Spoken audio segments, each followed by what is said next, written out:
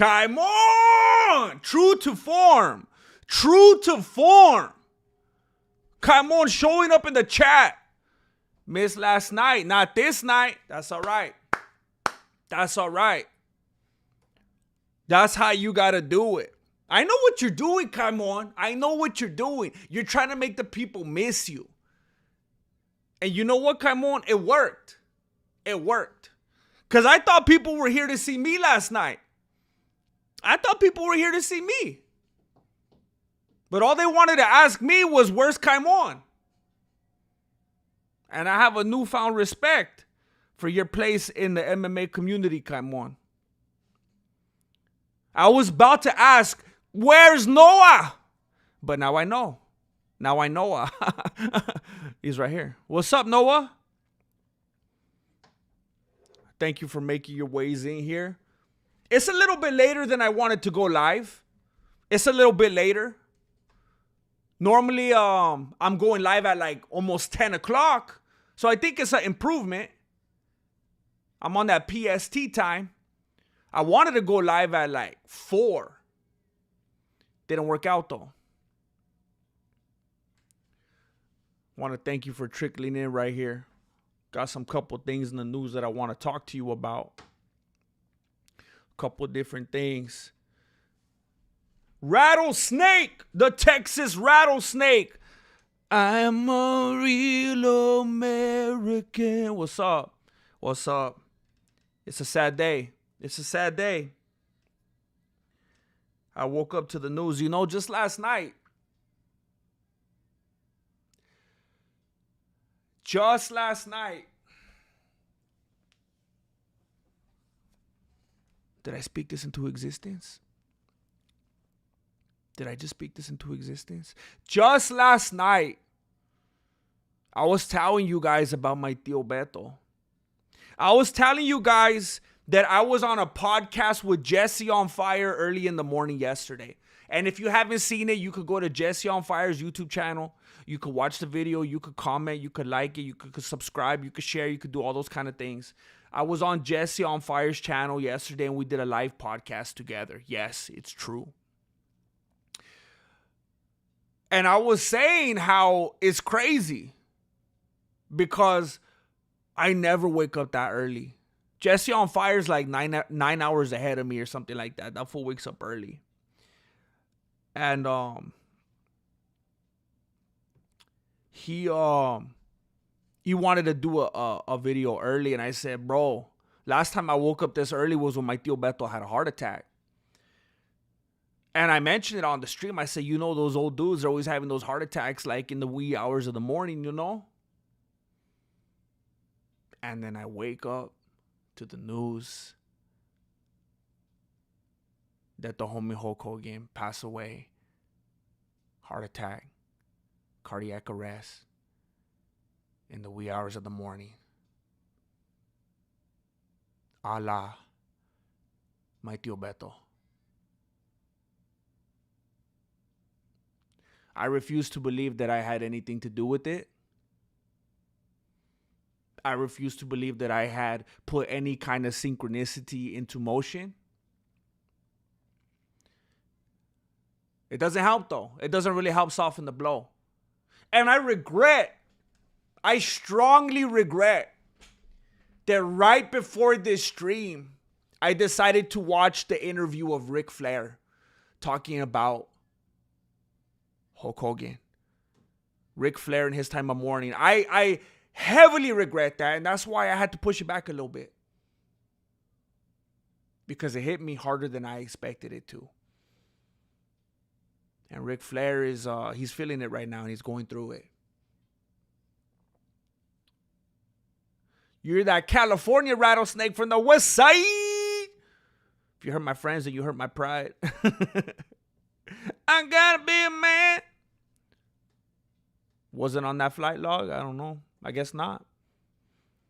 Slide and counter, what's up? Only ones alive from that era are Flair, Santana, Roberts, Slaughter, Steamboat. It's messed up, man. It's messed up. I'm looking behind me in my piano right now, And I don't have all of them right here. I got some of them in some of my bins. But as I look up here, I believe you're right. Is Hacksaw Jim Duggan still around? He's still around, right? Hacksaw Jim Duggan? I don't think he passed away, did he? Yeah, all the Demolition dudes. Ted DiBiase. Man. It's tough. It's tough. Hulk Hogan CD on play. Ric Flair drip. Thunder in Paradise for reals, man. X-Pac in China. For real, I'm going to be watching Suburban Commando.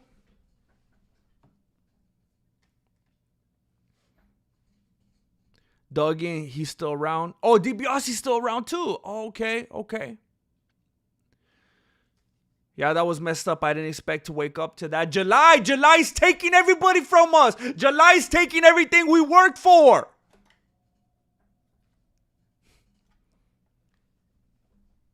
It's Independence Month. And the month is making all these different people that we looked up to, all these different icons. This month of independence is making these people that we love and treasure independent from this earth. They're gaining their independence from earth. They're declaring their independence from the earth. The irony. Shout out to the WCW era. You know, it started making me mad. It made me mad when Instagram came around and everyone's posting WCW, and I was like, how is this post anything related to WCW? It's just some chick sitting around with their chihuahua and they're like, it's Women's Crush Wednesday. It's women. I was like, man, don't you dare disrespect the acronym. It's Women's Crush. Nah, man. Nah. Gotta make everything like that. This is the day ladies like ladies. Nah, man. This is when we talk about Sting. This is when we talk about Ric Flair.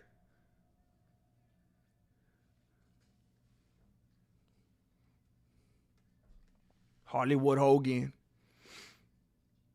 Jake the Snake matches. The Wolf.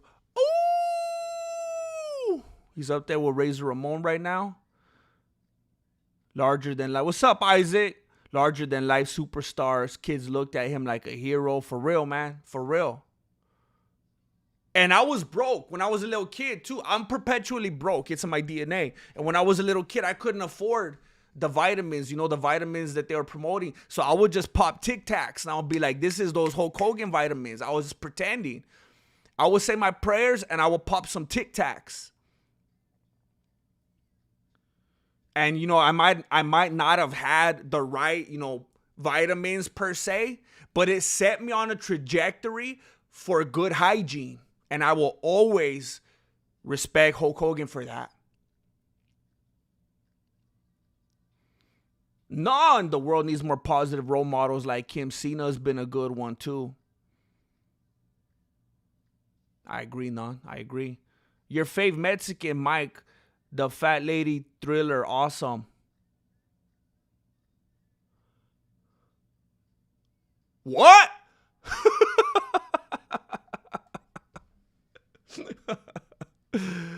Avant-Garde, please. I need a movie that is similar to John Wick 3 and 4 in action and choreography. Any recommendations? Suburban Commando.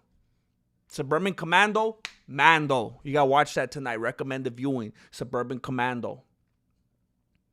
Remember the time he fought Rocky? That was fun, man. What was it? Thunder Lips. What's up, Mobius? Hogan for life. The New World Order. Super Juggernaut 87. I used to eat Flintstones vitamins because of the Hulk Hogan. That's what I'm talking about. I couldn't afford them. I was popping Tic Tacs, but I was pretending.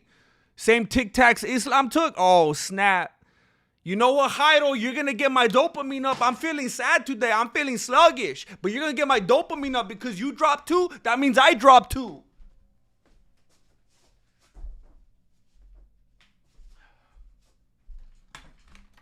My chest is on fire right now.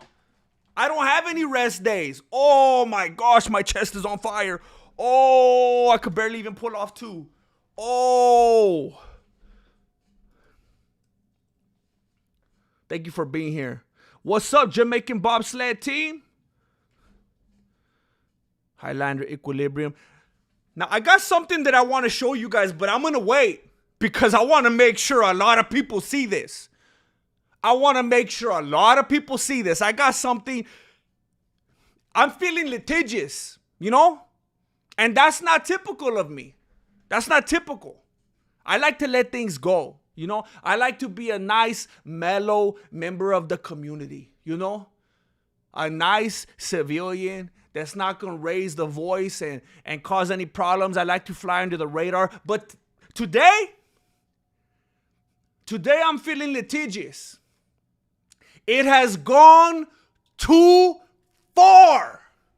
It's gone too far. I have a real estate agent coming to my pad tomorrow because I got to sell my house. And I'm praying. I'm taking my Flintstones Tic Tacs and I'm praying. I'm saying my prayers that I have some good fat equity in this seller's market. Because I'm broke. And I got people out here stealing my intellectual property. I got fools out here in their mansions on ESPN stealing my content, and I'm feeling litigious. Enough is enough. They mistook my kindness for weakness. They mistook my shadow banned state for no one's gonna know anyway. And they forgot that I remember. That I know that they got eyes on my channel. They forgot that I remember. That's why they call me the Mexican elephant. And you never heard that before because I don't talk about it a lot. But I remember because of the elephant thing, because I'm the Mexican elephant. Because I got a great memory and I love peanuts. And I'm feeling litigious. And I'm waiting for enough people to show up because I want to show you something. And I'm going to wait. I'm going to wait till we get 2,000 people in the chat. Oh, wait a minute. They're not going to show up because I'm shadow banned.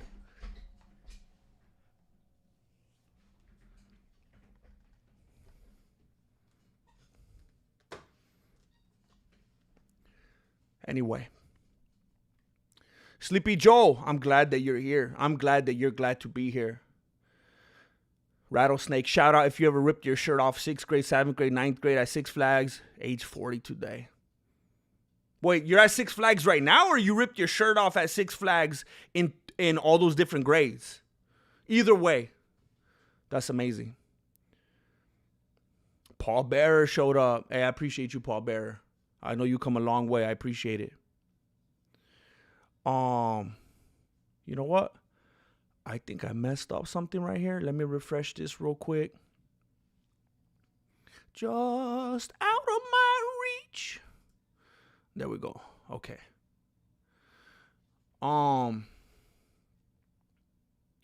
Shout out from the milkman. Hey, what's up? What's up? I appreciate it. Getting those bones strong. They're different. By the way, Heido, they're very different. They're very different Tic Tacs. I don't get down like that.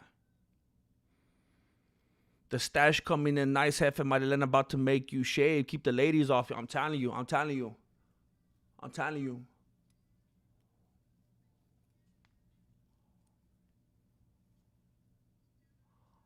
Marilena hates it. Marilena hates it. She's been acting like she wants me to get rid of it. I'll tell you that much. She's been acting like she wants me to get rid of it. She actually does want me to get rid of it. She hates it. But I tell her I'm trying to wait. I'm trying to wait because I'm trying to have... I told you the other day I'm planning a transplant. I'm moving some hairs from my upper thighs to the stash. So we're going to work on this. We're going to get it looking like my eyebrows real soon. But Marilena is hating.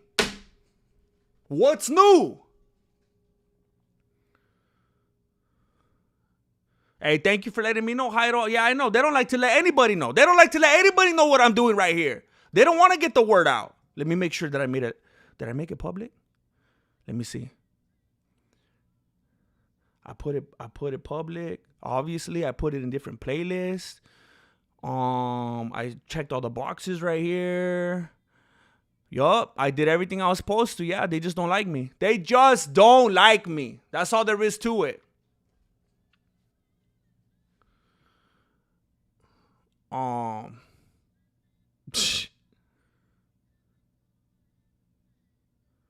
Man, that's dirty. Flaco got deported? Nah, he's still around. He's still around. He's handling his business. He's doing his thing. He's trying to be a mature adult.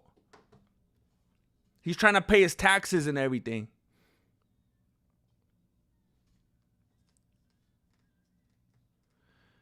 Yes, I'm a very big Hulk Hogan fan.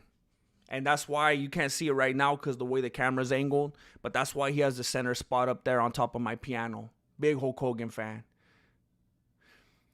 And it's frustrating because I legitimately, I know that we can't like think about this of like all of our celebrity heroes or whatever. Because some of them it's just like, that's not possible. Like, how is that going to happen?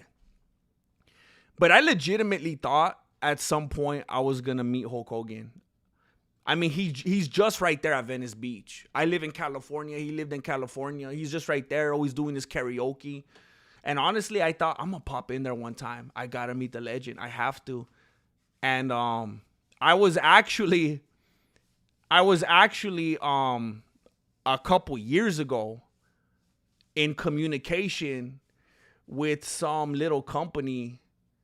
And long story short, one of the dudes at the company was Hulk Hogan's nephew.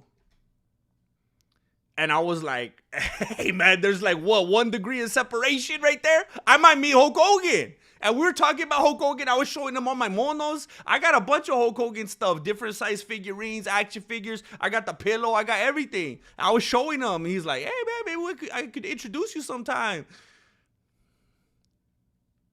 It's messed up, man. It's messed up. Yeah, a lot of heroes leaving. Just this month alone. I mean, in my personal life, there's this dude.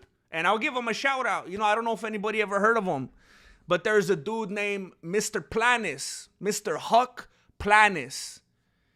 And he was like Ed Parker's right-hand man when it comes to American Kempo Karate. Mr. Huck Planis.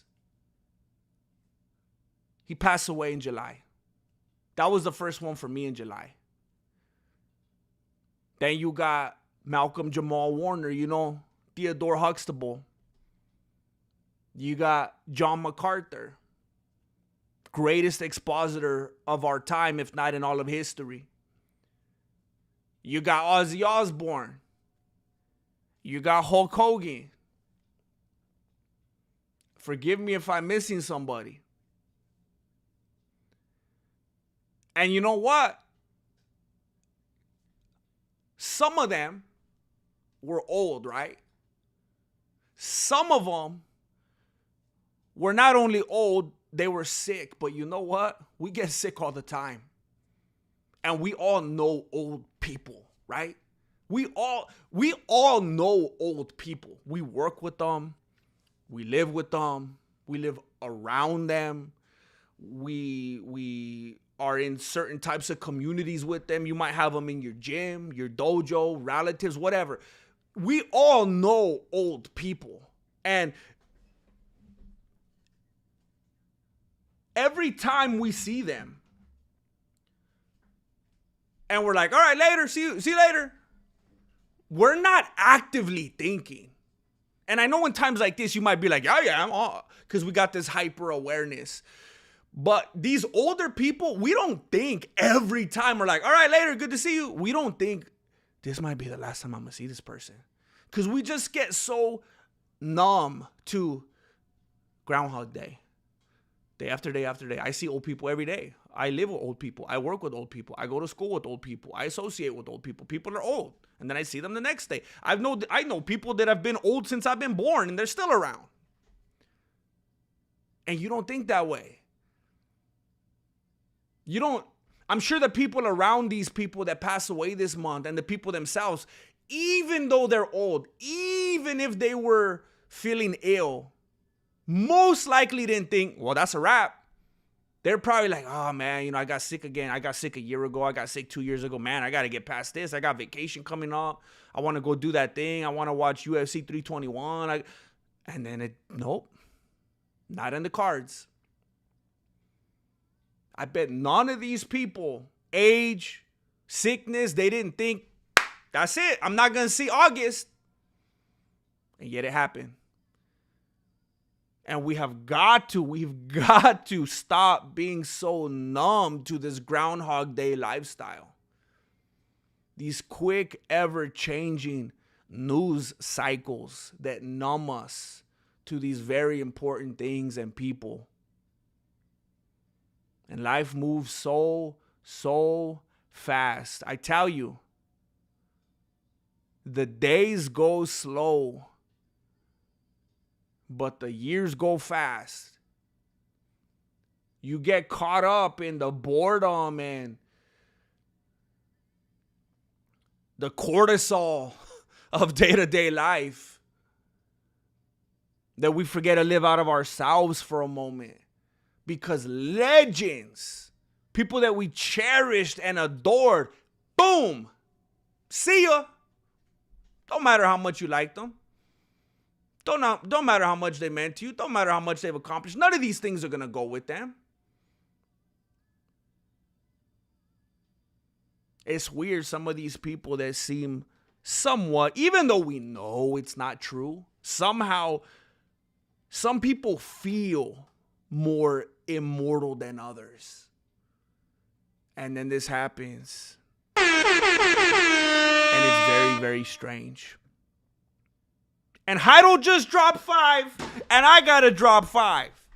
He's trying to raise my dopamine today. He's trying to make me feel better, and I appreciate it. Even though I just did my arms and chest, and my chest is on fire. He dropped them, so now I gotta drop them. It burns.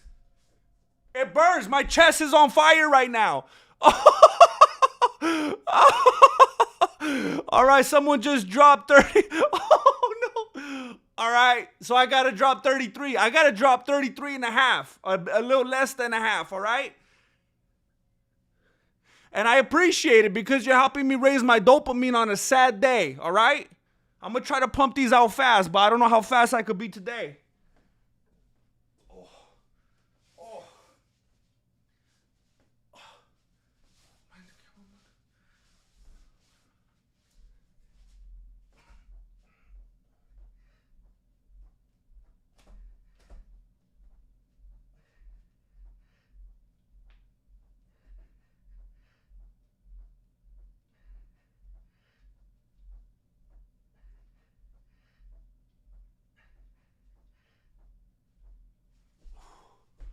Oh, I went ahead and did a whole one for you. I got 34.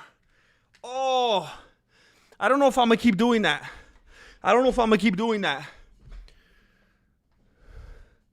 Jairo, I love King of the Hill. Chuck Mangione died on the 22nd.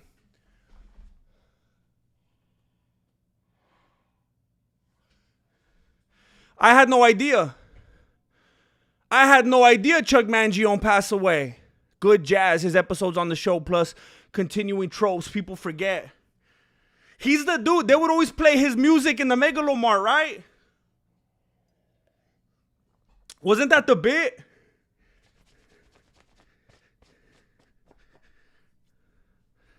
Chuck Mangione. I apologize, Chuck Mangione. Mangione? I can't remember how to pronounce it.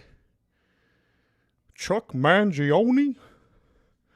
That boy ain't right. Respect to Chuck Mangione. Beast Mode Jones, it's a Jubilee year. This shouldn't be a surprise. We got 5 more months. Going to be more people getting exposed and more resets. Also, Roddy Hogan died 2 days ago when Hulk Hogan was reported to be very sick. Wait, who's Roddy Hogan? What?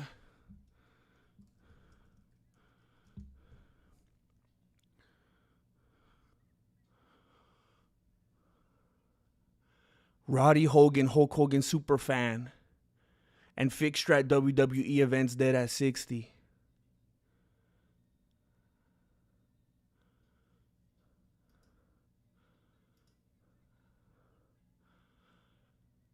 Bro, what?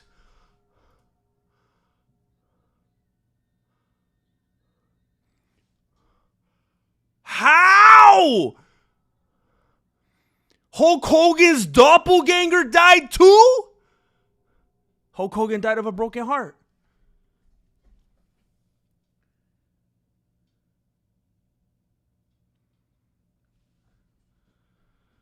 I gotta look that up. Is that a thing? Jubilee year? Everyone's gotta be on alert. It's on site or what? What? Thank you, Beast Mode Jones. What? There's a Hulkster in heaven, brother.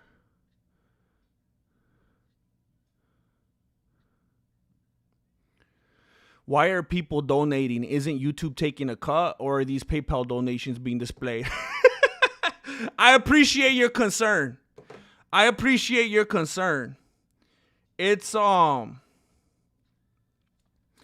YouTube donations. Look, I would never be dumb enough to try to discourage anybody from being helpful and donating to the channel. I will say this, since Avant-Garde just brought it up. PayPal donations are instant. I could cash them out right away, and they don't take cuts. They take like literally like 1 point something percent or something like that. YouTube takes 30. But I get it. I've donated to people on YouTube. It's easy. It's there. I get it.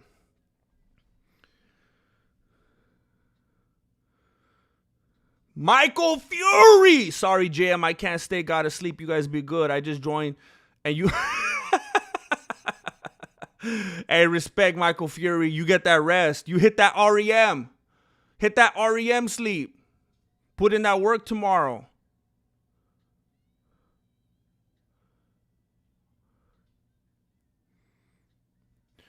What's up, JR?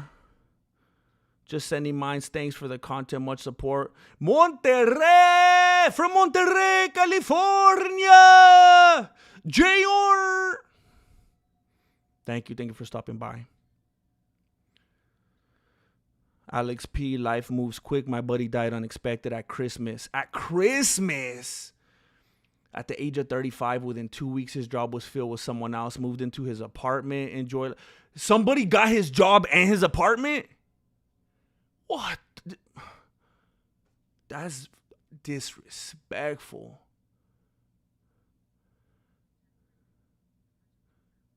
Enjoy life as much as possible, y'all. Sorry to hear that, Alex P. I'm sorry to hear that. You know, it's hard when you get older. When you become an adult with all the responsibilities and obligations of life, and you got a job and bills and all this, it's hard to even keep a friend, to even carve out the time, to even find someone who's even near on the same wavelength as you, to even be considered a friend, to have the time and so on and so on. And then it's a special thing, a thing to cherish. Losing a person like that, they don't come every, they're few and far between to have a friend that you actually consider a friend when you got so much else going on. It's not like, I don't want to disrespect. I remember having good friends when I was a kid, but when you're a kid, it feels like friends are a dime a dozen, When you're older, it's there's a weeding out process, and the ones that make it through are the good ones. Gotta really cherish them. Let's go. Your lives are really good. The way you suspend GM and allow us to see behind the curtain. Then all of a sudden, GM comes back. You're very entertaining, informative. Hey, thank you. Thank you for your kind words. I appreciate you very much. Sometimes I feel self-conscious about doing lives because I always felt like people who just did lives or just talk like this with no editing were lazy. But who am I to judge, when people are apparently that's what the algorithm wants.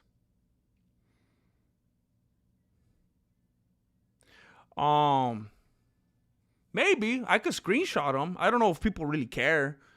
But yeah, I could. I mean, that's true. I would definitely want to honor people for doing that. Hey, good night, Michael Fury. My parents and 6-year-old niece were in a bad car accident a few weeks ago. My mom and niece had to go to the hospital, but luckily they came out with minor injuries compared to what could have happened. Yeah. Yup. I had some, the closest kind of relatives you could have, I guess, that had a car accident, like right after a birthday party. Right after. Drove away from the party, almost donezo. And, yeah, sometimes you're fortunate, sometimes you're not. I'm glad to hear that your people are still with you as well. So, I want to show you something. I was talking about it a little bit ago, and I'm going to get to my topics today. I have a few topics. And I'm going to get to it. How do I cover that stupid thing? This dumb light is getting in my face. I saw something today that I think is very interesting, shall I say. And this is a narrative that has already existed. I've told you about it. We've talked about it. It's been out there. And you know what? How do I want to say this? How do I want to approach this? For probably a few weeks now, I have let you in the loop and informed you that my content, my thoughts, my ideas, jokes even, my IP in general is under attack. I got fools stealing from me. And I'm feeling litigious. It has gone too far. I've mentioned it to you and you've seen it. You've seen it with your own eyes. And when I went and I tried to comment on it, they blocked me. They made me disappear. They erased me. Shall I say, they tried to rhymes with fluicide me. They tried to wipe me off of the slate of history.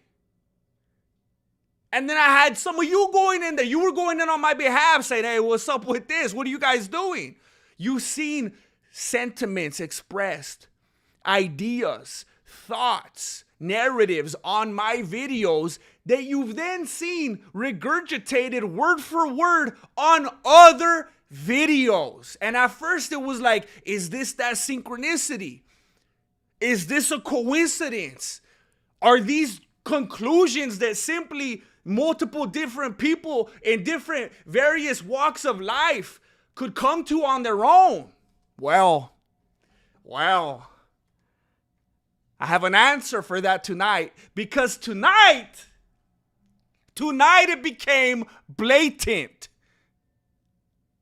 And normally I use a silent British T on the word blatant. I usually say blatant, but tonight I'm feeling emphatic. Tonight, I'm going to say blatant. Tonight, it became apparent. It became blatant. It became very intentional. It's mocking. It's mocking in nature. And I have a photo that I want to show you. Last night, I uploaded a video. Technically this morning, I uploaded a video. It was like 12 and change. It was a little past midnight. It was from the stream last night. So it was the day before. I'm talking about July 23rd. I said something in the stream. Then I clipped it and I uploaded a little short, like 12 something, a little past midnight. I put my title on it. I uploaded it. And then I moved on, fell asleep. Today, approximately, I think it says 11 hours ago, which would have been at what? Maybe like, what was that? 11? My math is bad. It might have been like around 9 a.m., something like that. I'm not sure. Another creator uploaded a video with a very interesting title. Let me show you what I'm talking about.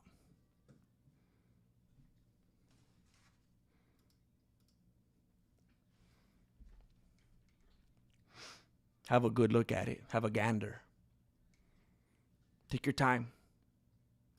Let it sink in. I uploaded a short with content that was ripped from my stream from July 23rd. I uploaded this a little past midnight. Dustin Gaethje is bluffing. 11 hours ago, which was 7, 6, 5, 4, 3, 2, 1, 12, 11, 10, 9, about 8 in the morning. So about 8 hours after I uploaded my video. Dustin Gaethje's not bluffing. And look at the way he's covering his smug little grin right there with his hand. Dare I say it's a Illuminati type of hand gesture covering the mouth. Blatant, intentional mocking in nature. ESPN, you will be getting a call from me. And you may tell me that you have nothing to do with it because this was not uploaded on the ESPN channel, but you are his employer. You will be hearing from my people. And when I say my people, I do mean myself with a different type of accent. Because I understand how I could come across on the phone. I've thought this through. Dustin Gaethje is bluffing. Hours later, he uploads Dustin Gaethje's not bluffing. This is the same individual that we know watches my videos, that I've shown you the screenshots of him commenting on my videos. We've heard him and Daniel Comer regurgitate my narratives, my words verbatim in their videos. We know he's got eyes on us. And I believe it all started when we had our Ridge Wallet revolution and I showed footage. Of him on Ariel Halwini's show, and he took out a big old fat, his wallet looked like a triple whopper. He took out a big old fat leather wallet, slammed it down on the table. When he put it on the table, he had to lift his chair. You could hardly even see him over his big old fat oversized wallet. He had been plugging the Ridge Wallet for months. And I said, what's that, Charlie? What's that? Have some integrity. Where's that Money Moicano integrity? And ever since then, I guess I was on the red. Hey, I was just trying to be truthful. I think if you're going to promote something to your entire audience, at least you should stand by it. You know, I was just being truthful. I wasn't being a thief. And now I'm going to go do 2 push-ups in honor of Chuck Fury at FuriousComedy.com.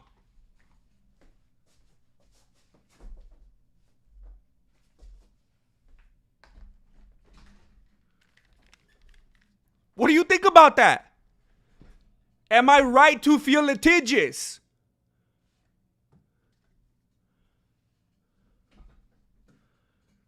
Chael Sonnen at it again. Yeah. He is. Thank you, Chuck Fury. Yeah.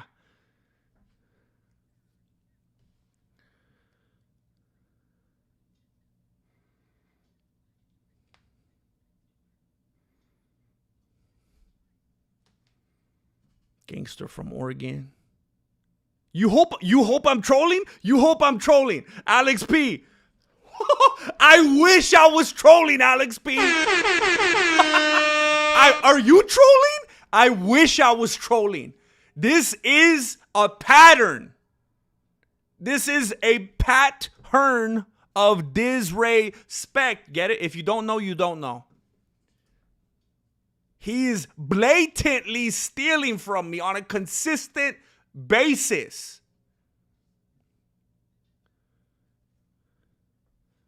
Do I still have it in here? Do I still have that photo in here, or did I take it out? That would be very convenient to show you right now. Do I still have that?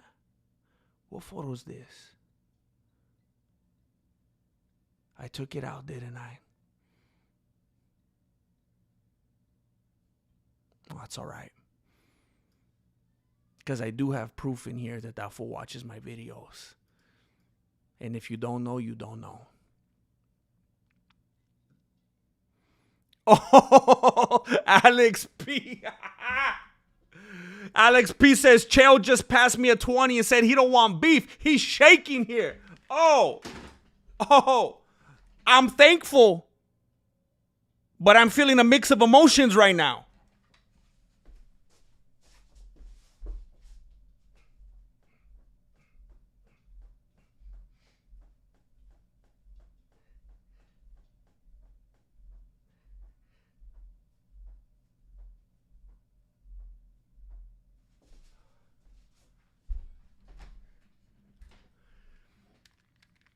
Alex P, I will take it into consideration. Or maybe I'm going to use these funds to help pay for my lawyer. I'm going to try to find one of those lawyers that say that you don't have to pay them anything unless they win the case. I'm going to look for one of those first. Thomas Jefferson, you are correct. Thank you, Alex P. You said that it's your first time here. It's your first time here and you're donating? That's crazy. That's impressive. That's like getting performance of the night on your first fight.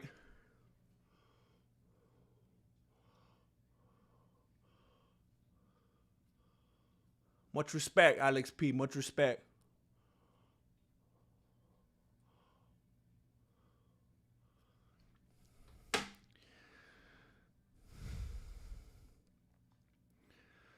Thank you, Rick James. It's not over. It's not over. That's right. I'm going to be making I'm putting my PowerPoint together. He's the bank robber. Exactly. He's been stealing. He's trying to rub it in my face.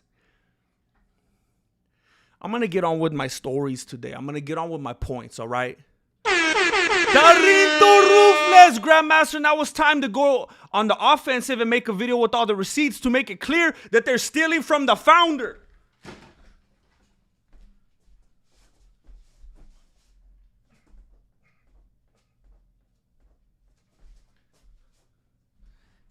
You know what's the problem with situations like this? You want to be able to put out there in the world the truth. You want to be able to have some justice and say what happened. All you want out there is honesty. I'm not trying to do anything bad. I just want people to know for the sub. The truth. Thank you for the subscription. But when you make videos like that, people, oh, you're complaining. It's just like the Dana White privilege. When I made a video and I showed all the timestamps that I said Dana White privilege like 4 years before Tony Ferguson did, on multiple occasions. Now, it was a crazy minority. But there were actually people being like, oh, stop complaining. What? I can't speak my piece? When I'm totally justified? Maybe I shouldn't listen to them.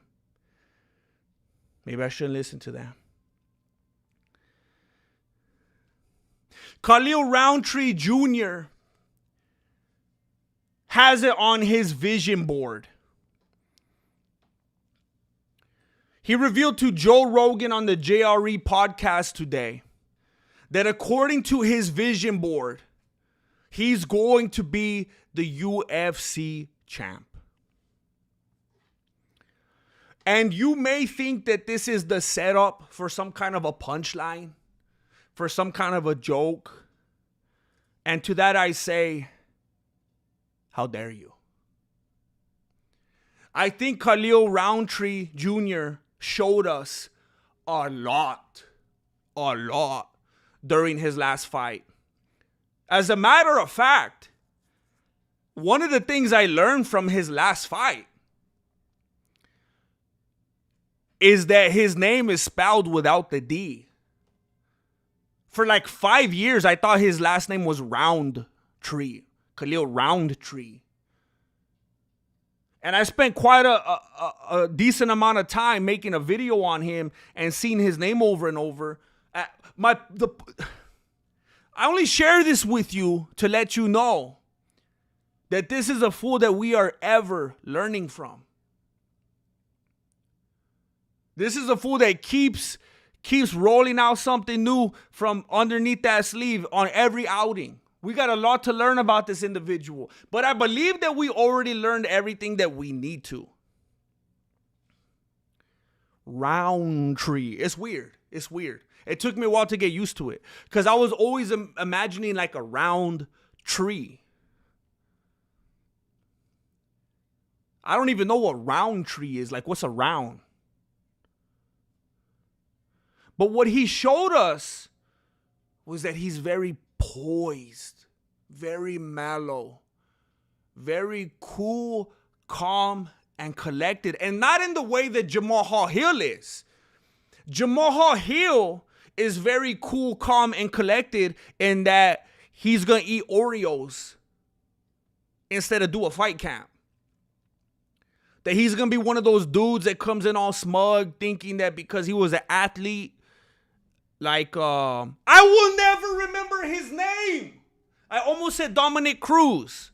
Is it Victor Cruz? Hector Cruz.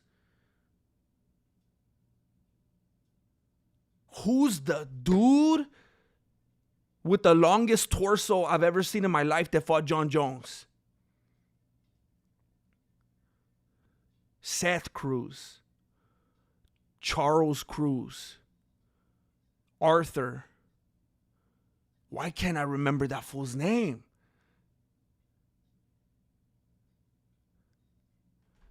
And the chat is so far behind, they can't even help me out here. I'm on such a delay. Tom Cruise. Oh, it's not even Cruz. Why am I thinking? I was thinking because of Dominic. I was thinking the last name was Cruz, and I was looking for the first name. It's Dominic. It's the first name, Reyes. Oh, my goodness. And now I don't even remember why I was trying to remember his name. I don't even remember why I was trying to remember his name now. Tarinto Rufles, what goes around tree comes around, play green tea. Oh, shoot. I don't even know how anymore. I took it out of my rotation. My flow runs deep like the ocean. It burns so hard, grab the lotion. I might hit the 3-wheel motion, cause I'm sipping on that green tea potion. Thank you, Tarinto Rufles. Hey, I'm taking a break. And I don't want to mess up the pacing of the stream anymore. I'm sore. I'm taking a break. What goes around tree comes. Wait a minute, but you're confusing me further because we're supposed to lose the D. Hey, what if Dominic Cruz? What if his full height is the size of Dominic Reyes' torso? Hey, Stephen Brock, I want to say thank you very much. I want to say thank you very much for the contribution. Stephen Brock just slapped down 5 big ones on me. I appreciate it. Thank you, Stephen Brock. Thank you. Why was I talking about Dominic Reyes? Thank you. Thank you, Stephen. Thank you, Tarinto. What the heck was I talking about? You guys aren't going to remember. So anyway, my point.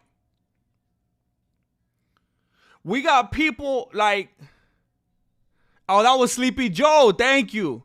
Thank you. I see that. Thank you for dropping 5. You got 5 on it. Thank you, Sleepy Joe. I appreciate you.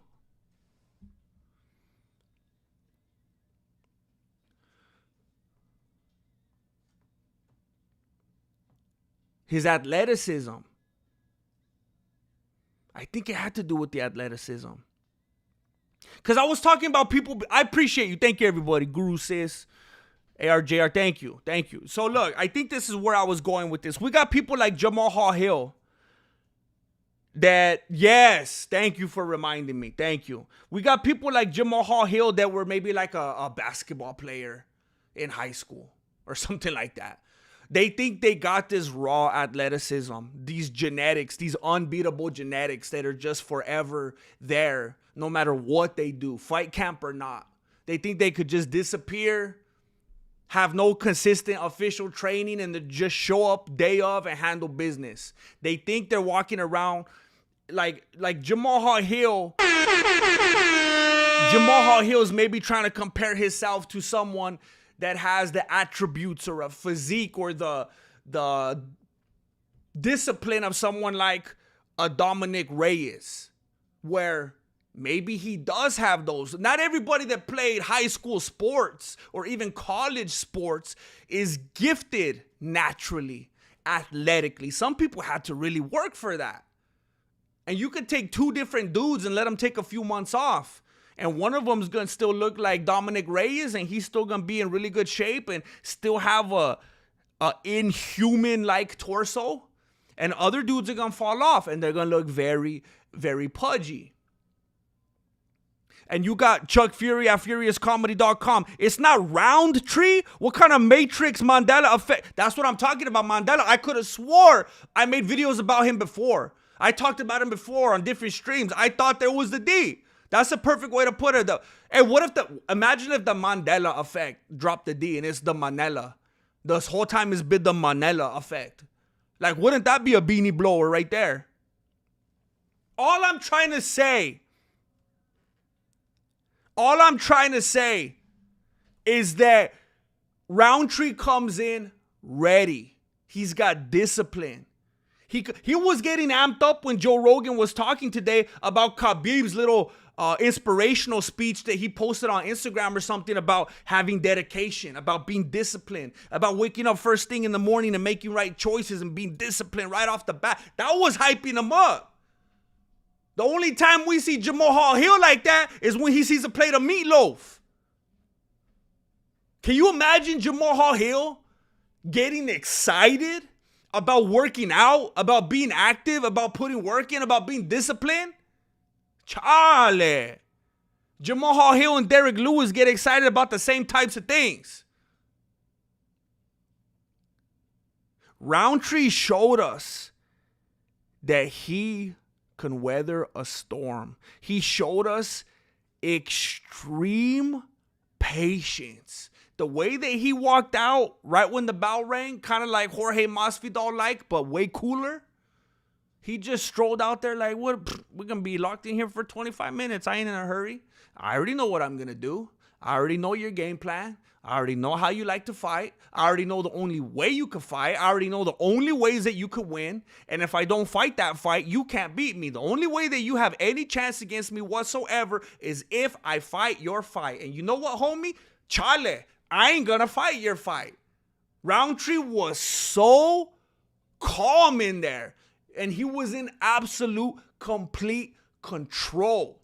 And it's a different kind of control than someone delusional like Jamal Hill walks in there with. That's why he always has that smug look on his face. He likes to act and think like he's in control, but that's the difference between someone like him and Khalil Rountree. Rountree showed us that he actually has that. And the dude's got different priorities. The dude is just different. He was talking today about how when this is all over and he finishes out his contract, he wants to go live in like Thailand or something like that. And he's not trying to be weird about it like Jon Jones. He's going to take his wife. He just wants to go live the simple life. He was talking about like how every day is like the ramate. It's like a swap meet out there. You just walk outside and there's a bunch of people just eating noodles off the ground. And he loves it. Have you ever seen those videos in like Thailand? And they're like making bowls of ramen with like their feet, and they're like all dirty and stuff like that. And they got hands. They have hands. It's not like they're having to get creative because they got the diabetes hands or something like that. No. They're like doing other stuff with these hands. They ain't even work related. It's like not even multitasking. It's just a preference. They're making ramen with their toes. And that's all that Khalil Rountree wants. The simple life. And it's because he comes in like that with that type of mentality, he can't be bothered. He can't be swayed. It's, again, I brought it up recently. It's just like when Conor met his match with Nate Diaz. And he's trying to talk papas. He's trying to get in his head. But Nate Diaz was like Homer Simpson. He's just like in one ear, out the other. And that's how it is with Khalil Rountree. He is so poised. He's so comfortable in his own skin. And there's a lot of it because he lost all that weight. He's had a lot of time. He was walking around with loose squin. Khalil Rountree Jr. was walking around with so much loose squin. After he lost like 200 pounds, he's very comfortable in it now. And the reason that I'm going on and on and on about this is because who is his next opponent? It's a crazy man. We're talking about this dude that is poised, cool, calm, collected, mellow. You can't shake him. You can't rock him. He's so comfortable. He knows who he is. He's self-assured. You can't mess with his state of mind. And he's going in there with a crazy person. He's going in there with a madman. He's going in there with a human manifestation of a bottle of Adderall. This is the perfect matchup for Khalil Rountree Jr.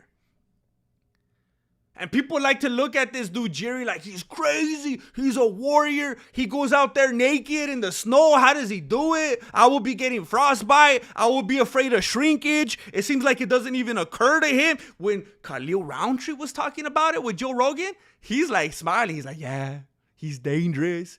He's exciting. He's crazy because he knows that's the perfect kind of matchup for his oh so mellow style. He's going to wait for that dude to be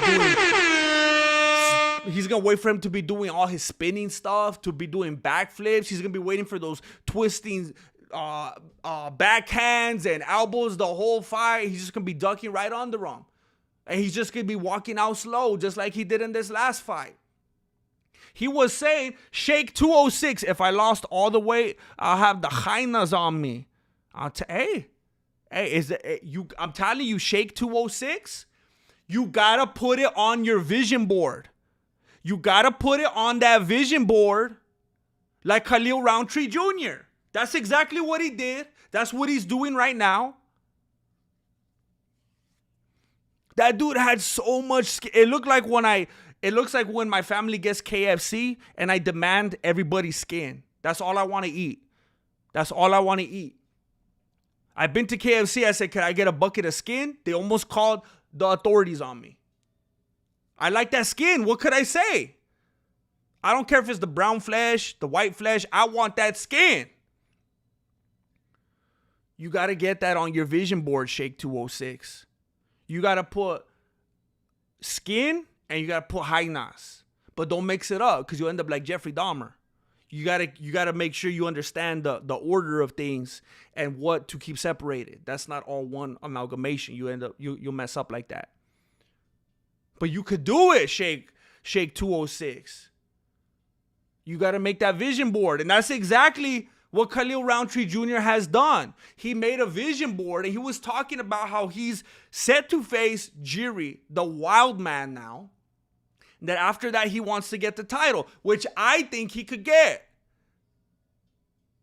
And he says after that, because he believes that there's a good chance of Pereira, and he's hoping that Pereira defeats Ankalaev.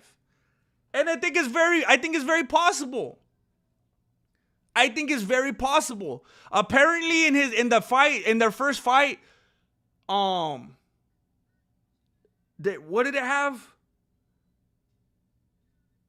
Pereira had like a broken hand and the coronavirus or something like that. Did you guys hear about that? In their first fight, Pereira had a broken hand and the coronavirus.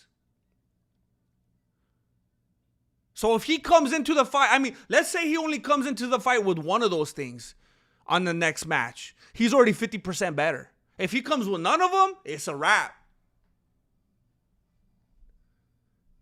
And then Rountree is saying, I beat Jiri, he beats Ankalaev, we fight.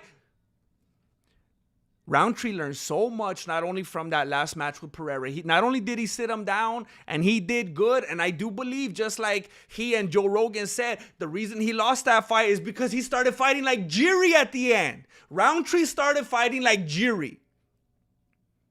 He just got a little bit excited because he was doing so good. He got caught up in the adrenaline, caught up in the moment.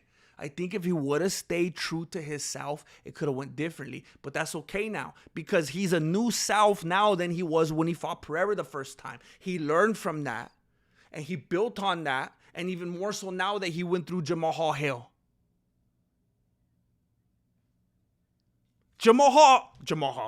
Khalil Rountree's vision board and mine look the same. I believe he's going to meet with Jiri Prochazka. Jiri's going to be a wild man, a little bit too wild. Rountree's going to be poised. He's going to win that fight. Pereira's going to come in 100% better if he could lose the corona and if he could heal his hand. Rountree faces Pereira, gets the strap. Pereira has that's what Pereira does. He goes to a different division or sometimes promotions as a whole. He'll go to a promotion, he'll go to a division, and he'll win the strap, and he'll be like, look at how fast I did it, I'm a champion. Then he'll get beat and lose the strap, and then he's like, I'll go to another weight class now. And then he'll do it again, lose the strap, I'll go another weight class now.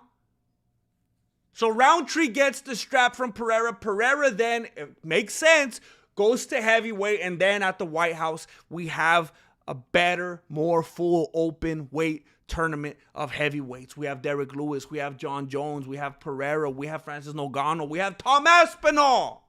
And I don't know if they'll have good reason to throw Serial Game back in there, but they might, just for fun.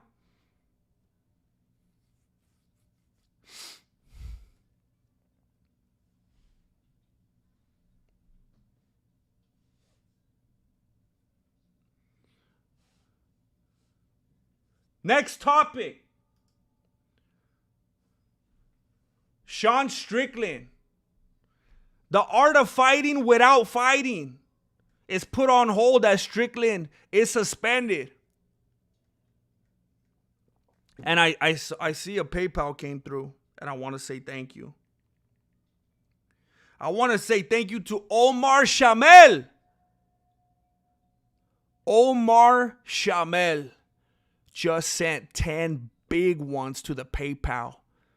And I'm going to be able to cash that out with the quickness. And I'm going to be cleaning my house all night tonight because I got a real estate agent coming over tomorrow and I need my energy and I was broke. So I'm going to use some of this money to go buy some lemons for my green tea matcha lemonade.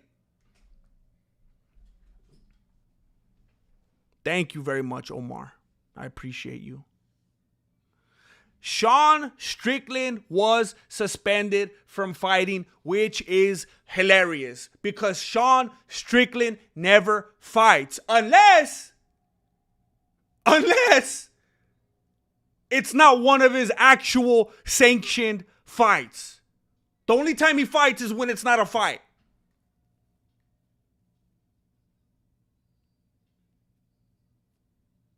What do you think about that one? When Sean Strickland has the opportunity to fight, when he's getting paid for it, when it's getting marketed, when it's getting promoted, when we're buying the pay-per-view, when he's doing the interviews, when he has to go to the press conference, when he has to cut weight, I just figured it out. It's like when I was in school, and I loved reading. I always loved reading. I remember when I was in like 4th grade, I was reading like at a 9th or 10th grade reading level. I was very proud of that. I always got all the stickers and everything. I was very proud of that. Terrible at math, but who cares? I was very good at reading, all that type of stuff. I cherished it. I was always reading books. And it didn't have nothing to do with the fact that we couldn't afford cable. I just like books. I may have sort of been a product of my environment now that I think of it, but I'm okay with it. But I thought it was very interesting when I would have teachers. I would have teachers that would try to make me read books. Then I didn't want to read the book. I didn't want to read it anymore. I didn't want to have to read chapters 7 through 12 on a Thursday night. I didn't want to have to summarize what I thought were the most important aspects of the chapters. I didn't want to have to write a book report. Because it became work. And it wasn't fun anymore. And I just realized right now that that's Sean Strickland's problem with fighting. It's work. He doesn't want to work. He wants to fight YouTube creators. He wants to fight social media influencers. Or he's even okay with fighting actual fighters, as long as he wasn't the one that was supposed to be fighting them. Sean Strickland wants to do exactly what he's not supposed to do. You know that crazy kid that you had in your class? I had a kid in my class when I was in 2nd grade. His name was Kirkland. Kirkland. No relation to Costco. At least his family didn't act like it. And I remember the last time I ever saw Kirkland. I remember he was very poorly behaved. And I remember one day he walked up to the chalkboard. Yes, they were chalkboards. And he started grabbing the erasers and smacking the heck out of them, like LeBron James style. White powder all over the place. And the teacher kept telling him to stop it. And of course he didn't. And then he started chewing and gnawing on the erasers. Fully sticking them in his mouth, well, only one of them. As far as it would go, just chewing on it like it was a brownie. Nothing weird about it as far as he was confirmed. He was trying to digest that eraser. He wasn't gagging. He wasn't like, there's chocolate. Nah. It was lunchtime in that fool's dome. Teacher tried to get him to stop multiple times. He wouldn't listen. She called the principal. The principal came over, started yelling at him. He chucked the eraser at her. Totally slobbered on by this point. She grabbed him, picked him up from the waist. She was like bear hugging him. She picked him up bear hug style from behind. He's kicking and kicking and kicking like crazy, saying a bunch of bad words at her. All of us 2nd graders were like bug-eyed. We looked like Aljamain Sterling pretending that he lost consciousness. We watched him kick and kick and kick, and I remember his shoe flew off. Because I remember I picked it up, and I told my teacher, hey, what do you want me to do? And she asked me if I could take it to the office. And we never saw Kirkland again after that. Never saw him again.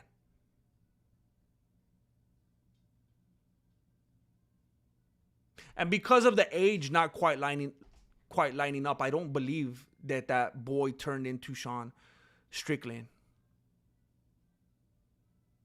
But I believe they could have been cousins. Because I'm going to tell you what. If you saw them in a lineup, they sure look like they could have been related. And that's all I'm going to say about that.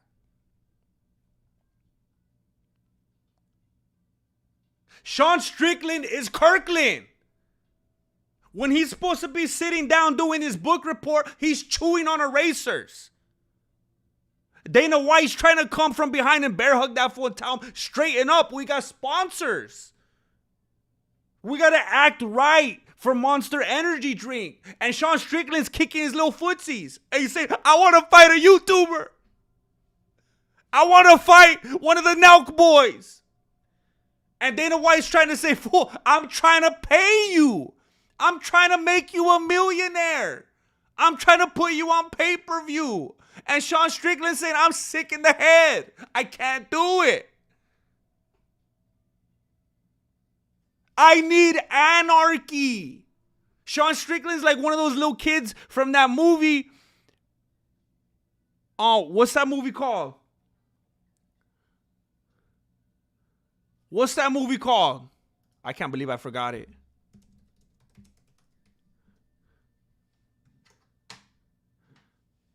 Sean Strickland is like one of those little boys from the movie Talladega Nights grown up. That's Sean Strickland.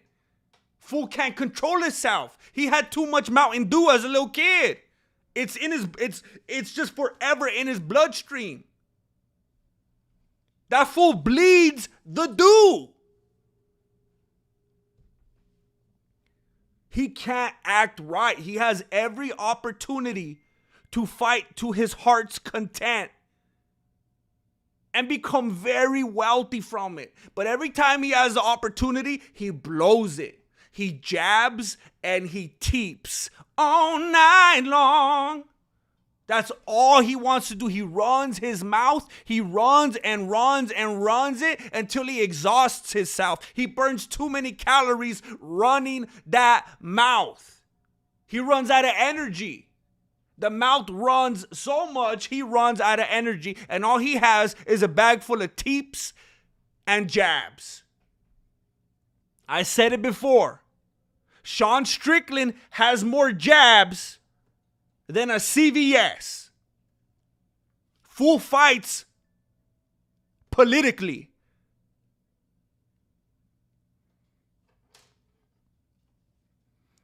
Fool fights like he's campaigning for somebody. Fool fights like he's trying to take away my supersized French fries and make me pay more for insurance. That's how Sean Strickland fights.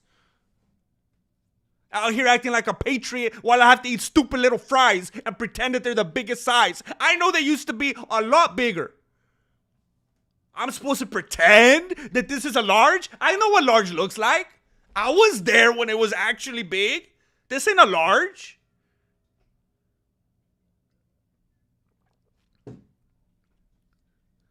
I used to go to the gas station and be able to get a 64-ounce Pepsi. And now I'm lucky if they got a 44. I'm lucky if they got a 44. Usually it's 32. And it's people like Sean Strickland that are to blame for this. And at first I thought that he was only banned in Las Vegas. I was like, why is that a big deal? They fight everywhere else. And then I saw the articles and everyone like, good, we don't have to see him fight anymore. People are starting to be vocal and come out like, oh snap, nobody likes him anymore. He's like the light-skinned Jamal Hill. He was very smug and he thought he was like the darling or something like that. So he started to kind of feel himself a little bit too much. And now nobody likes him. But I'm a little bit confused, to be honest, because I saw that it was from Las Vegas. But maybe because the UFC operates with Las Vegas as its base or something like that, as the main location that he can't fight anywhere. I don't know.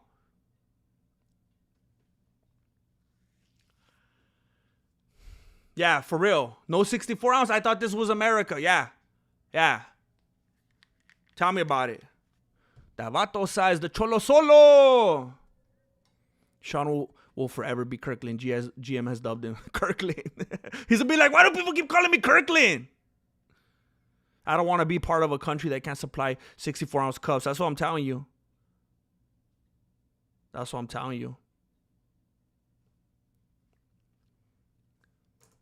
And I don't know the whole thing memorized, but I'm pretty sure because I remember I had to sing it when I was at elementary school in an assembly. I'm pretty sure that one song, America the Beautiful, one of the lines has something to do with 64-ounce cups. One of the lines. I remember I had to learn the sign language. Oh, beautiful, for spacious skies, for amber waves of grain, for purple mountain majesties above the... I forgot it. But it says something about 64-ounce cups in there. It was like after the coda. I'm sick of looking at this fool on my screen. Indefinite suspension from my screen.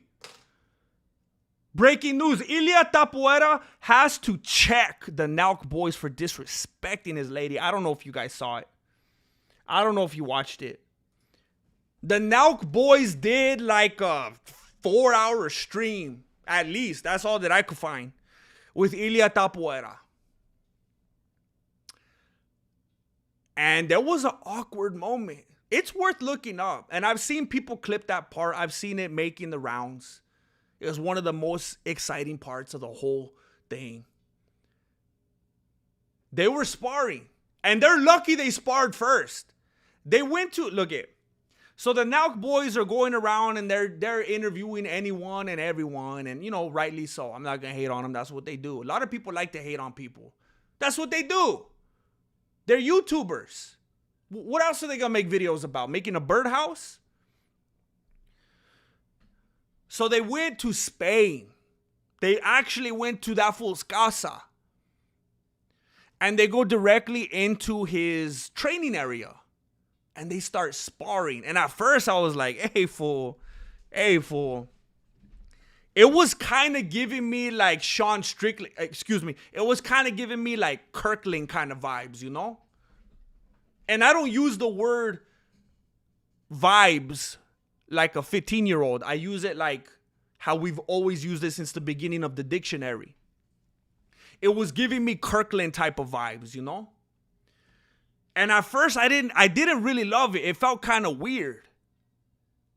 And I thought, this kind of feels like Kirkland. It kind of feels like Sean O'Malley. Even kind of like Conor McGregor has done in the past, where they're beating up on these people and it doesn't sit right.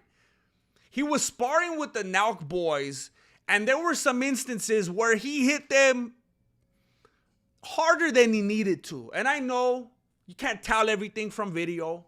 And he even said himself, and the NELK boys even suggested themselves, that was what, 20, 30%? That wasn't all the way, right? So it's not like he was trying to murder them. But it definitely felt more than necessary. Especially the clean manner in which he was landing them. He knew exactly what he was doing. He knows that when you land something that's strategic and unexpected, it's just as significant as just a hard shot. Happens all the time. That's how people get knocked out. Doesn't need to necessarily be the hardest blow ever, but if it's in the right spot and unexpected, that's all you need. And it was kind of weird. It was kind of weird to see at first. It was a little bit aggressive. But then you have to realize that's what they were there for. They expected it. It kind of reminded me of like Johnny Knoxville and those dudes. That's exactly what they were there for. That's exactly what they wanted to happen. They were even taking polls about who they wanted to get beat up first. So I get it. Okay, fine.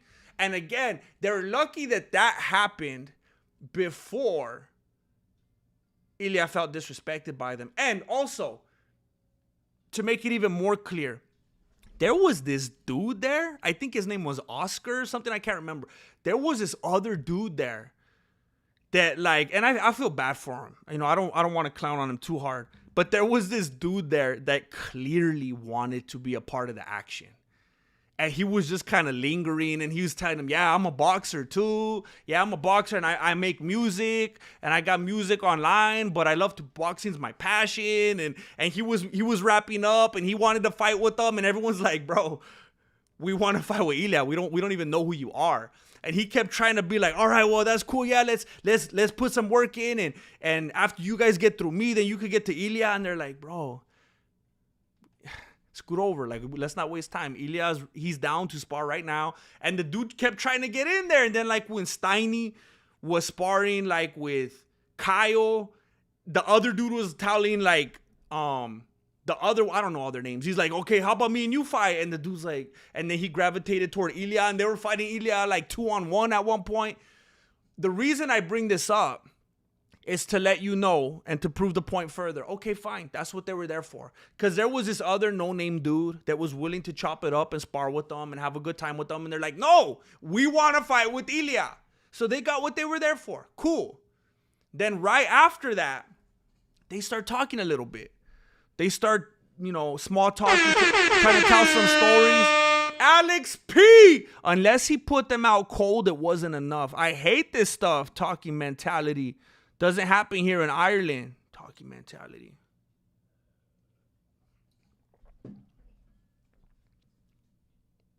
Oh, I see what. Okay, I my grammar was off. I see what you're talking about. How they're like trash talking. Yeah. Alex P. Respect. I get it. And I think it has to do with Ilia. I thought I was gonna watch this stream and walk away maybe liking Ilia a little bit less, to be honest. But the opposite happened.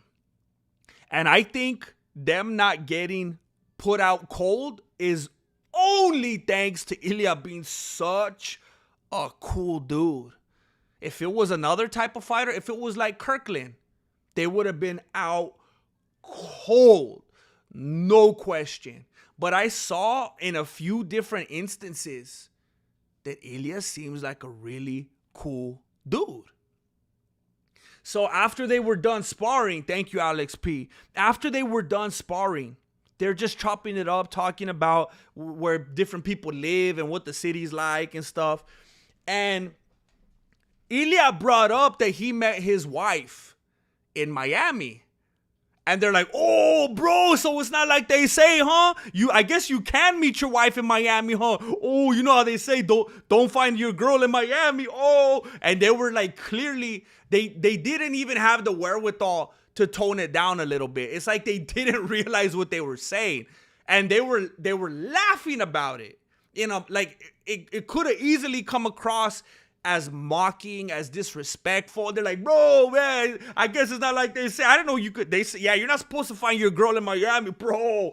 How is a dude supposed to take that about his wife? It's not some girl he's dating. It's not his 15-year fiance like Conor McGregor and D. Devlin and Jon Jones and whoever his lady is. It's his wife. It's the mother of his kid, and they're playing around like that. And then when they thought it was over, they turn around, they start walking away. They're like moving to another part of the training area, and it's like dead silence, and you just hear Ilia go, "Oh, why you say that?" And you could hear a beanie drop. It was dead. Like all the air escaped the room. They were laughing. They're like, yeah, you don't want to meet your wife in Miami, man. I'm glad you told me that. Maybe I have hope. Maybe I can meet someone in Miami, because apparently the NELK boys live in Miami. They start walking away, and he goes, oh, why you say that? And the accent, that kind of little, because he speaks English really well, but that little bit of the accent and the little bit of the language barrier, the way he said it made it even more significant. It wasn't like, hey, what do you mean? It was like, hey, bro, why you say that? And there was something that added like that little caveman kind of aspect to it in that broken accent. And they all turned around. They're like, huh? Like, they're like, me? You talking? What happened? And he's like, why do you say that? And they're like, oh, you know, like girls, in Miami, like, they're like, no, I don't want to say how girls are, because you married one of them. You know how there's a stigma? Oh, that's not a good way to say it either. And they finally kind of spit out, like, like how people look at Miami girls and like to party. And he's like, you only look at that because you're the ones always at the parties and you only see those types of girls. There's different types of girls that live in different areas. They're not all like the kind of people that you know about. And they just got checked. They got put in their place. And you know what? That made me respect Ilia a lot. And people kept commenting that the NELK boys, they kind of act like, and I don't want to disrespect any ladies in the chat, because if you're a lady, you're a lady. And I respect that. There's a difference between a lady and a little girl, right? There were people in the comment sections, And they're like, man, these NELK boys act like little girls. The way they like fanboy and act about certain topics and how they communicate and how they laugh about certain things and don't know what to take seriously and can't read the room and so on and so on. And the way that, and the fact that Ilia's younger than all those dudes. So the way that he kind of addressed and acknowledged and checked that immature posturing from them, like things that you just should know as a man, you don't say about somebody's lady. Like even the implication, you gotta, like, it doesn't mean you have to be a punk, it doesn't mean you have to be a coward, but out of respect, it's like you need to preemptively tiptoe around certain subjects. Not being a wimp, not being a scaredy cat, it's out of respect. You respectfully, preemptively walk on eggshells because you respect someone, not because you're afraid of them. And they didn't do that. And it was a weird few moments, and I'm glad that it happened. And Ilia Topuria was gracious enough to let the whole thing continue to go on. After that, they went to have dinner. He rode one-on-one solo with Kyle in his Aston Martin while he let him live stream the whole thing and talk to him the whole time. Then they got to the restaurant and they stayed there for like, 2.5 hours or something like that, just eating, drinking, having a good time. He gave them everything they wanted. He continued to give them that. He could have felt disrespected. He could have thrown hands. He could have kicked them out of there. But you could tell the way he walked away, his body language, he kind of physically just shook it off. You could tell the way he made his face and kind of exhaled. He's like, I'm going to let it go, and I'm not going to let it spoil the day. It was very impressive. There was so much that happened in like that 15-second window right there that was just so significant, and it said a lot about the dude. But I think there's something very important to bring up about that stream. I like Ilia Topuria. I'm laying the groundwork here. I like Ilia Topuria. I think he's a good dude. I think he's a respectable dude.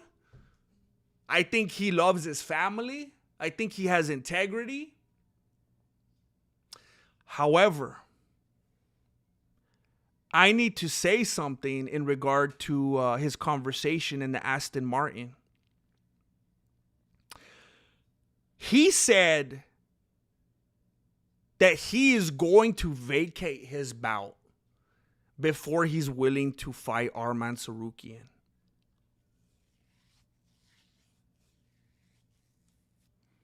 He does not think that Arman deserves that fight. And he says that he's going to vacate. I don't know if you're understanding me correctly.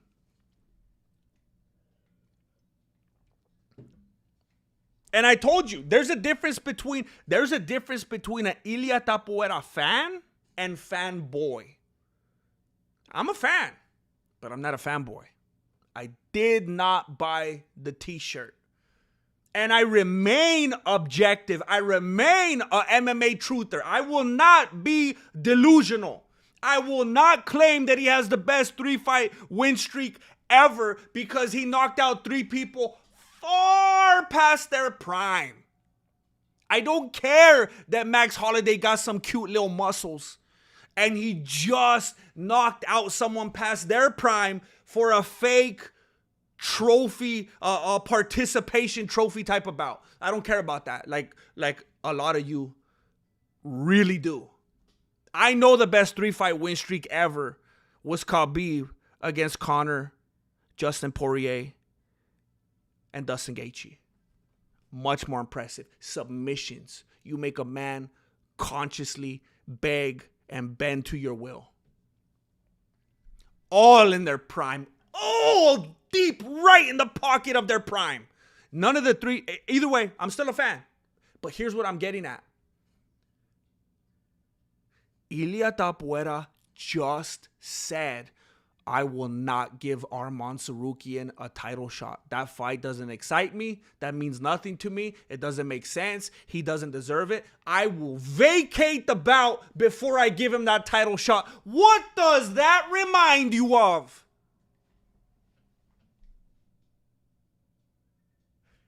Does that sound at all familiar to you?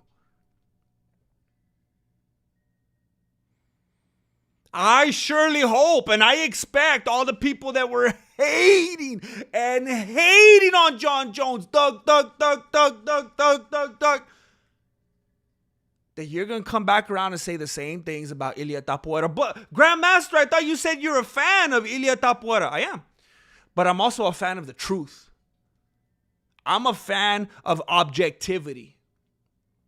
I'm a fan of consistency. I'm a fan of no double standards. I'm not going to say a name. I'm not going to show a photo. I'm just going to say we have one dude who's a champion. And there's a dude that wants a title shot. And it seems like it makes sense for him to have a title shot. And this dude's like, nah, I don't want to fight him. I'm just going to leave and vacate. Here you go. Who was I talking about in that situation? You can't tell because it's identical. I could have been talking about Jon Jones. I could have been talking about Ilia Topuria. You have no idea because it's identical. These fools were separated at birth. Identical. Just like people were hating on Jon Jones, just like people were saying, well, Jon Jones just wants that one. He wants Stipe Muchacho? What is that? The name? The money? The legacy? Aspinall makes more sense. That's what they were saying. And now he wants Paddy Pimblett? That dude almost gets knocked out in every fight. Yeah, he gets his hand raised, but it doesn't. And that one fight, we know he didn't win that fight. But it's sloppy. He's like a younger, maybe more annoying Michael Chandler. We know it's supposed to be Arman. It's the same situation. I sure hope, and I'm expecting these fools to come out of the woodwork.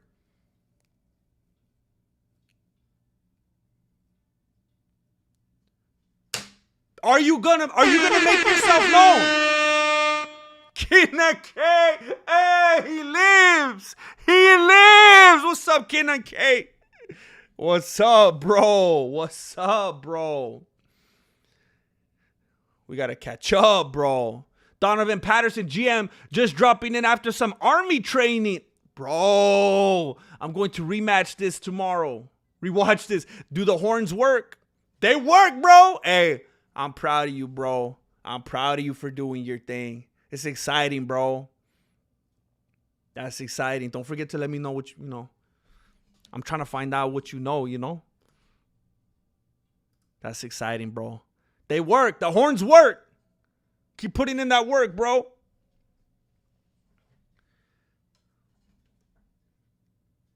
Stay safe out there. Kenan K in the chat. I'm back to life, Kenan K. I'm doing all right. Better now that you're here. People have been real quiet. And I don't see anybody in here acknowledging it right now, even though I'm putting it right in front of your face. People are prepared to name their firstborn child Ilia Topuria. I got people out here buying the t-shirts. And he just said today, I will not fight Arman Tsarukyan. I will give up my bout first. He does not deserve it. I will not fight him. Translated, duck. That's the same situation that Jon Jones was in that everybody hates him for. Are we going to have the same feelings against Ilia Topuria? Or are we a bunch of hypocrites? We hated on Jon Jones for wanting to take other fights. Why does he want to fight Stipe Muchacho? Why does he want to fight Francis Ngannou? Well, that's exactly what Ilia Topuria is doing. He wants to fight Paddy Pimblett. He wants to fight Islam Makhachev. And if he gets that opportunity, he's not going to come back down. Another thing he said in the stream with the NELK boys, he said, when I go up and weight, I don't want to go back down. He said, I can't ever go back to 145. I'm happy now. I was miserable there. The weight cut was too much. It was crazy. I can't do that. Once you go up, you can't come back down. If he goes up and fights Makhachev, he's not coming back down. He's not coming back down. And you know he wants that Makhachev fight. He was even clowning on one of the NELK boys because he found out his favorite fighter is Makhachev. And he was going extra hard on him.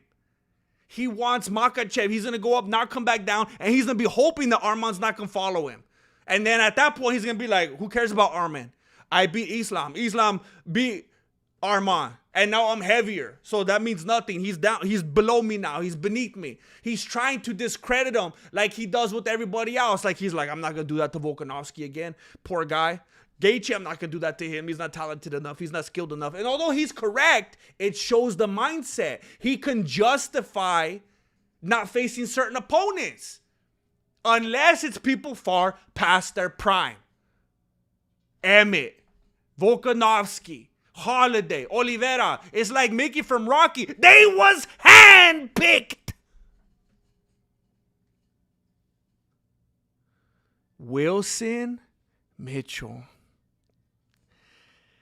Wilson Mitchell. Keep following Onions. Keep following Onions. Your dream, man. Keep following Onions. I do love onions. Did I mention my love for onions before? Keep following Onions. Your dream, man. Do it for those of us who can't.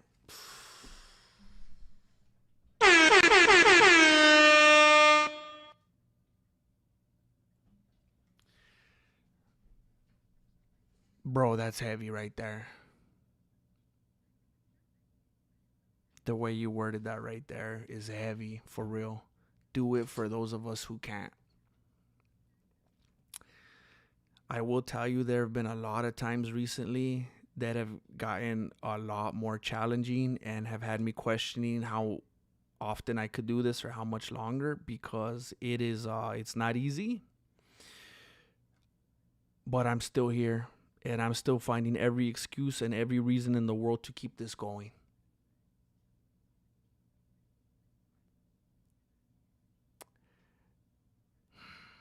Keep following Onions. I will keep following Onions. I love Onions. Your dream, man. Do it for those of us who can. Love you, GM.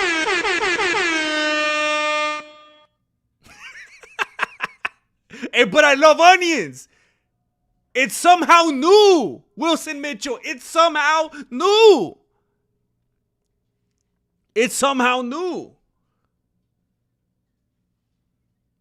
They could make me weep at times too, but it's okay. You know, remember that one episode from Everybody Loves Raymond with Ray Romano, where he actually put on something emotional to make himself cry on purpose, because it's just a good. I heard that when you cry, it's just as much of a dopamine release as when you laugh. So sometimes, it's good for you. Wilson Mitchell, I appreciate you very much. And I don't want to alienate anybody. So I never want to make anybody feel like, hey, you don't matter here because you're not contributing financially. But I want to make sure the people that are do know. I would not be here without you. I would not. YouTube doesn't pay me. YouTube, I wonder if this will show me right here, actually. I think it breaks it down. And I'm only even thinking about this because of the generosity here. And I want to let you know how important you are. Will it show me?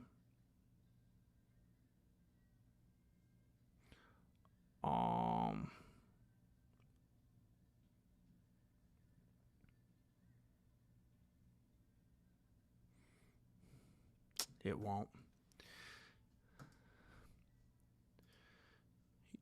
I know there's a page on here that breaks down from your monthly earnings how much comes from ads, how much comes from super chats, how much comes from memberships. And the super chats and memberships are always more than the ads. Always. So especially when you figure in PayPal and Patreon, I'm only here because of people like you being able to do this. Because the ads don't pay. So thank you. This allows me to, every once in a while when I want to make an edit, I could justify it mentally because I know there's some ridiculously generous people out here that end up coming through here and there. Thank you, Wilson Mitchell. Thank you. For real. Like, it feels pathetic how the position that I'm in doing what I do, how significant these things are. It means more than I could say in this stream, or else I would bore everybody. It would just be a marathon of thank yous. I appreciate you, Wilson Mitchell. Love you, man. Keenan K! Yes, we do need to. We do need to catch up. We do need to catch up. I finally came out of hiding. Alex P, if anything, that's some big cojones mentality fighting Islam.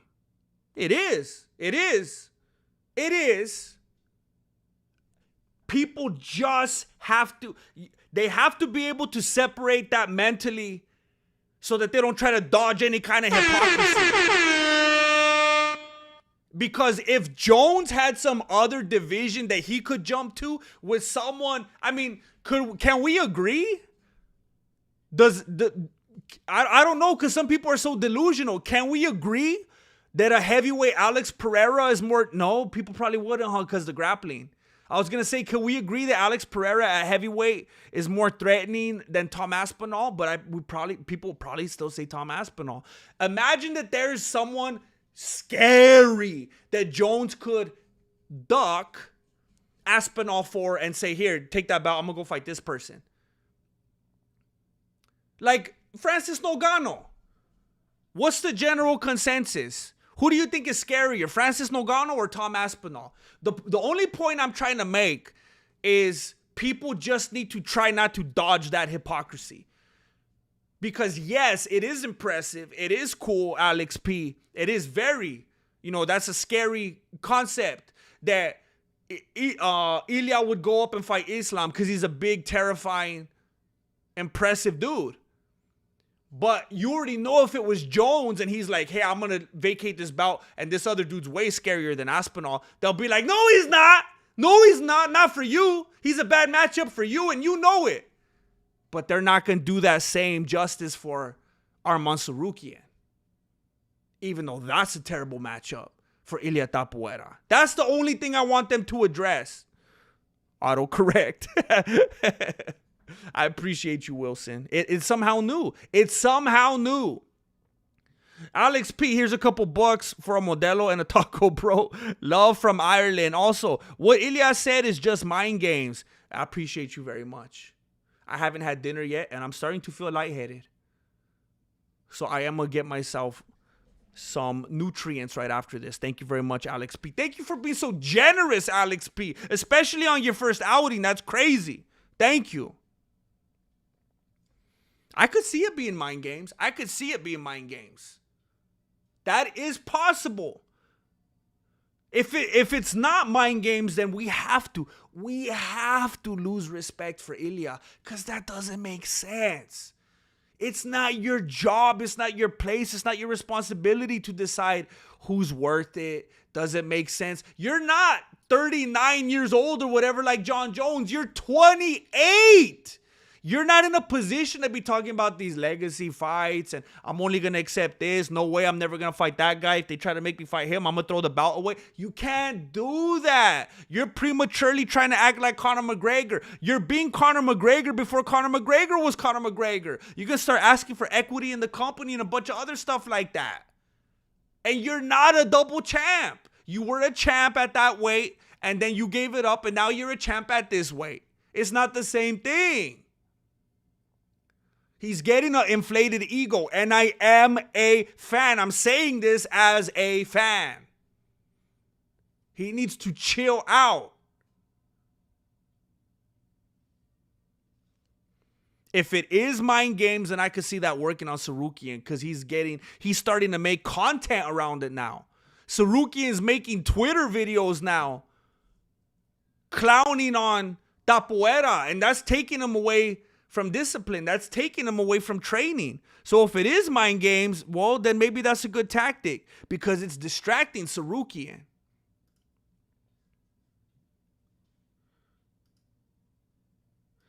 And I just want to talk about one last thing here. Hulk Hogan retires from Earth. Hulkamania running wild in heaven.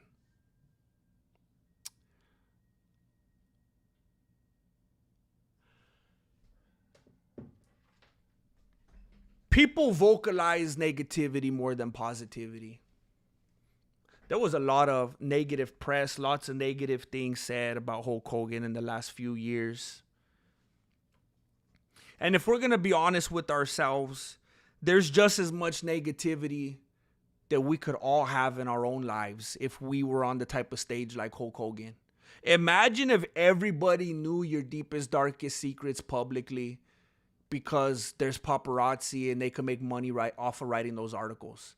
There will be some embarrassing stuff out there, right? Hulk Hogan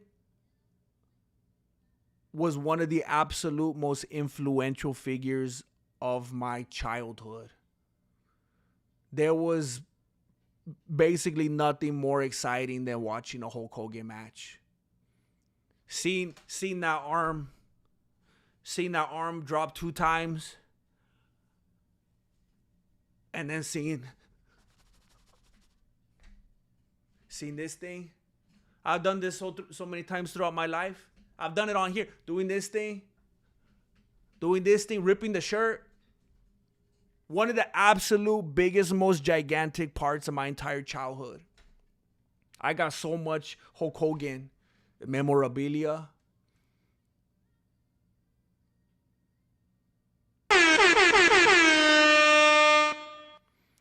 ARJR721. Oh my goodness. That right there is the peak at the real Jesse I was talking about. And then all of a sudden, we're here for you, bro. Keep up the good work.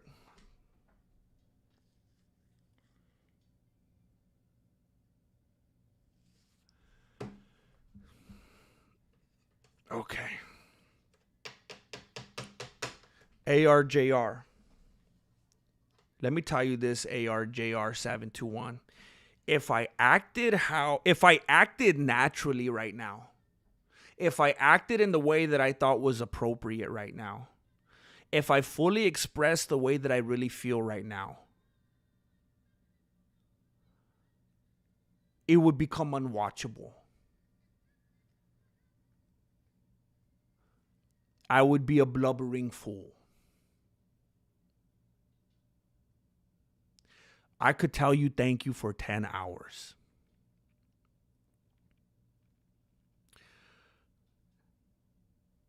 The way that I'm going to choose to show I'm going to be emotional after this video because I'm in a hard time right now. So I'm going to be emotional after the video, but not right now.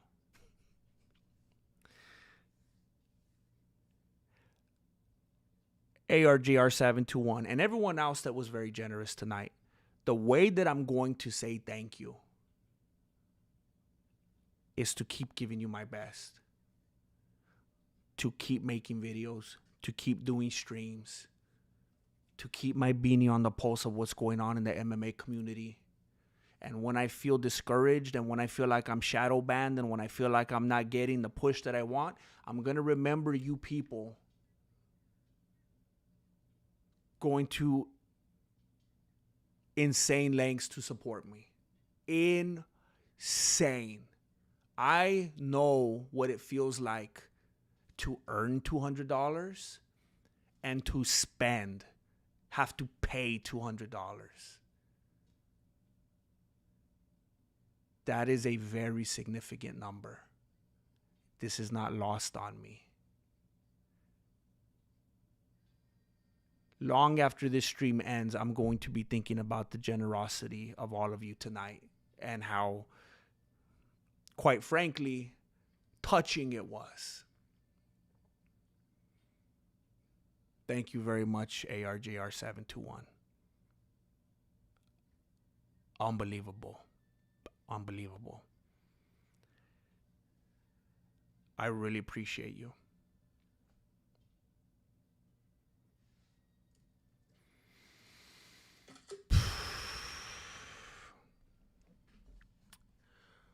That ain't so ruthless.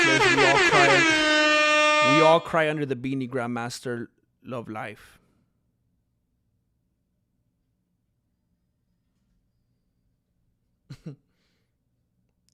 Don't be afraid to show your emotions, anybody. It's true. It's true. Don't be afraid to show your emotions. Marilena is paging me. So I'm going to wrap this up for you right now. I enjoy your humor. Keep up the good stuff, says Eric Mountain. Thank you, Eric Mountain. I apologize if you've been here. I don't recognize your name. And if you're a first-time super chatter or, whatever, first-time viewer, whatever, I want to say welcome. And if you don't chat a lot, I hope you do. And I'll recognize your name in the future. I appreciate you very much. Thank you. It makes me sad, the conversations me and Marilena have been having lately, where maybe I have to grow up and get a real job and whatnot and leave this behind. And I had an emotional night last week. I was sitting up in the wee hours of the morning and I was thinking to myself, I feel like this is the only thing in the universe that I'm good at. What in the world else could I do?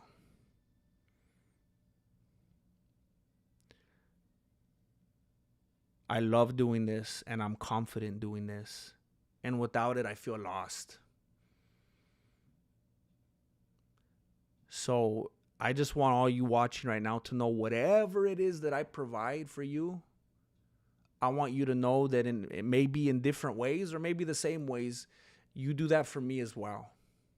And maybe it's a different, because I can't see you and it's different. We receive it and experience it differently. But I don't want to assume anything here or be presumptuous, but whatever you feel about me in any kind of positive way, just know that it's not one-sided. I was devastated very recently when I thought that I might not be able to do this anymore. And you guys all mean at least as much to me as I do to any of you. So thank you. And I just wanted to say that it was a real bummer that at the last event Hulk Hogan was at, as far as I know, and there was clips all over YouTube, he came out with Jimmy Hart, and I even talked about it a few streams ago. Everybody was booing him. Think about that. No one more legendary in the sport. Everyone always says it. Him and Stone Cold Steve Austin. Just like they say Michael Jordan and Kobe. It was always Hulk Hogan and Stone Cold Steve Austin. So at least no one more legendary than Hulk Hogan. They booed him. They booed him ruthlessly. I sure hope that there's something that I missed and there was another appearance after that.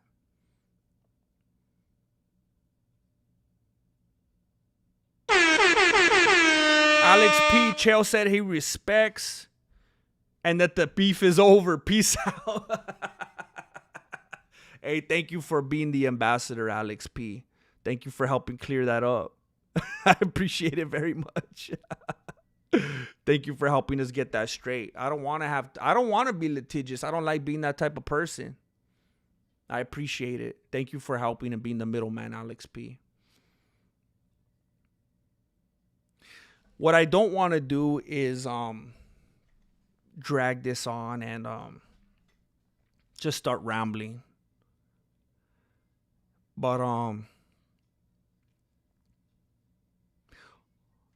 it might sound silly to some people, but Hulk Hogan meant a lot more to me than maybe seems typical.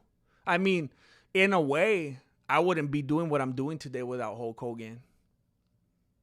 if I wouldn't have loved that wrestling as much as I did, I never would have joined wrestling when I was in middle school, having no idea that it was a very different kind of wrestling. I thought I was going to be jumping off turnbuckles and hitting fools in the head with chairs. And then I started wrestling and I was very underwhelmed by it. And then I had some family members tell me, well, if you like that kind of stuff, you should do martial arts. And then I started doing martial arts, and now I'm here today. I absolutely loved and adored Hulk Hogan. There was nothing like hearing that song come on. Nothing more exciting, nothing to get the blood going like hearing that song come on during his entrance. And I like to think that this morning they all heard that song play up in heaven when Hulk Hogan made his grand entrance.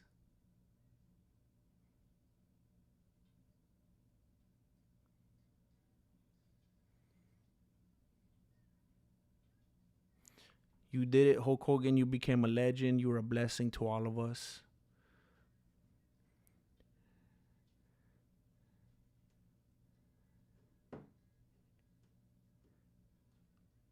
And congratulations, Hulk Hogan. You are in a better place than us now. I love you, Hulk Hogan.